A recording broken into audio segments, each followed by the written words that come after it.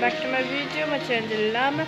So आजको new भिडियोमा चाहिँ तपाईहरुलाई स्वागत छ हैन।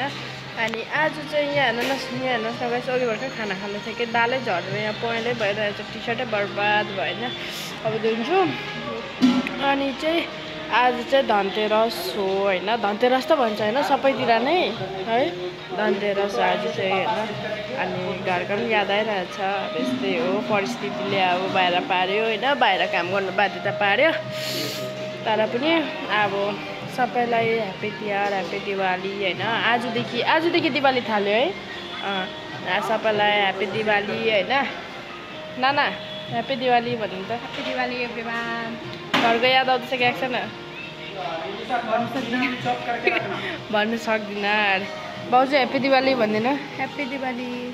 घरको याद आउँदैछ कि आएको छैन? आउँदैछ है। हामी परदेशीलाई त्यही त हो गाइस हैन। अब हुनु त हामी यहीँ छौँ, बेङ्गलोर मैसुरमै छौँ हैन। तर पनि अब घर जान सकिँदैन। अब भन्छ नि अब विदेशमा भएको मान्छेहरू पो आउनु सकिँदैन। यहाँ बेङ्गलोरमा भएको मान्छे त फ्लाइटमा आयो भने त 3 घन्टामै पुगिहाल्छ भन्ने हुन्छ नि है। तर पैसा नै हुनु पर्यो नि त गाइस हैन। सबभन्दा ठुलो पैसा हो नि त। टिकट काट्नुको लागि पैसा चाहियो, जानु आउनुको लागि खर्च चाहियो, बाध्यता छ। त्यही माथिबाट अस्ति भर्खर त म पनि आएको। अनि त्यसले गर्दाखेरि चाहिँ अहिले चाहिँ घर जानु भएको छैन, पाएको छुइनँ। अब चाहिँ मेरो बिचमा बिमारी भयो भने चाहिँ कोनी हो, बिचमा बिमारी भयो भने चाहिँ कोनी। तर चाहिँ म चाहिँ समथिङ 2-3 वर्षपछि मात्रै जाउँ भन्दै सोच्दैछु हो। अनि हाम्रो रेस्टुरेन्टमा चाहिँ यहाँ पूजा गर्न थाल्दैछ हैन।